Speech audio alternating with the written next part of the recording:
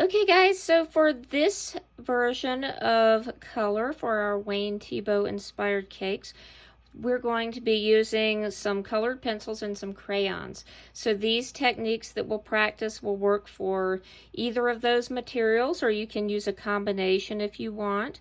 That's absolutely fine too. So you can see with this one, I made one of the three-tiered cakes here, and I put it on a little stand. So I'm going to put this aside. I have a little bit of a similar drawing, more simplified, right here that I'm going to show you on. It's kind of small just so I can do it a little more quickly. So let's say that our top tier of this cake is going to be kind of a strawberry layer. And you can see I have no designs on here, but you can kind of work around those as you're coloring if you want, and then color that however you want. So I want you to think about, if you were with me, about our spheres and ribbons project. And so how we talked about value being the lightness or darkness of a color or object. If you weren't with us for that, you might have practiced on a shading project before as well and know all about that. And so I want my darker color to be on my edges. I'm going to let my highlight be in the center here. So right here I have my colored pencils. I have red, pink, and I have a white just in case I want to blend a little bit. I may not need that white. So I'm going to just really kind of nice and solid outline my edges here.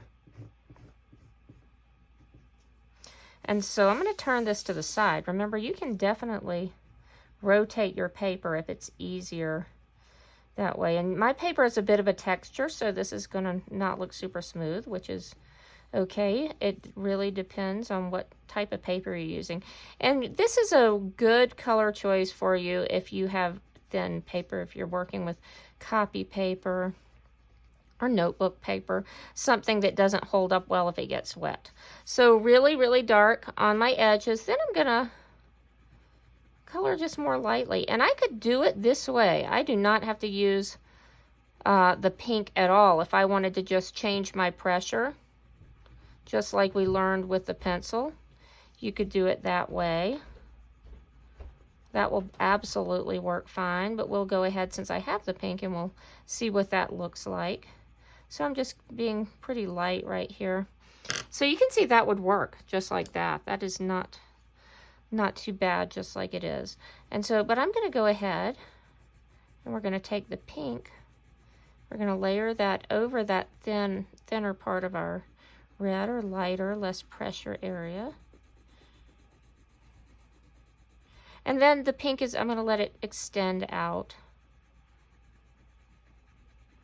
I'm using fairly light pressure here as well,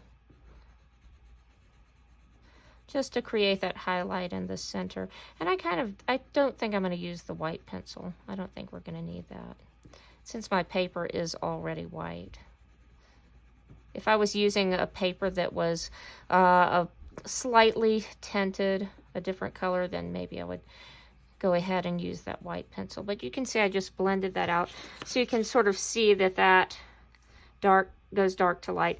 The top I could color nice and solid with one color. If I have decorations up there, I might want to color those in first and then just color with the red or the pink the top, just to keep it a little more simplified.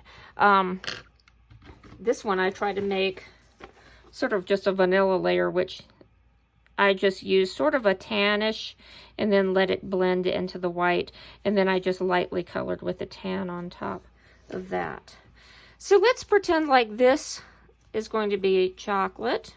So I have crayons for this, and I just have a brown, and then I had this one, let's see what they call this. This is just tan, so not one of those fancy crayon names for colors. And this one is called almond. So you might not have an almond. I just happened to see that one there and thought that might be a nice touch too. Pardon my glare here. I'll try to slide that over a little bit. So I am going to, again, this is the same exact technique as with the colored pencils. Kind of nice solid outline. Again, easier for me to color this way, so I am turning it to the side here. And then I'm going to lighten my pressure. You can see I'm kind of rushing here, just so the video doesn't take super duper long. Let's see, and let's go up with this one. And again, a quick reminder, if I wanted to just take one color of a crayon and just use my varying pressure to create my highlights, I could do that. You do not have to blend the colors. It's kind of fun to do that. But if you don't, if you have just kind of the basics, that definitely works. All right. Something also I could do, if I wanted this to be a really richer, deeper chocolate, I could actually take a black and lightly blend that in too to make a deeper, richer color. And so let's go ahead with this tan. This is going to look like a really very light chocolate. My brown wasn't super dark. But again, you can add layers. If you think, wow, I don't like it that light, I want it to be a little bit darker, absolutely go ahead with a darker color on top.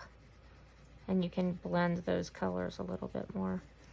All right, so that's not too bad. There was something under my paper. You got to be careful of that. That just kind of made that little bump. I'm not too worried.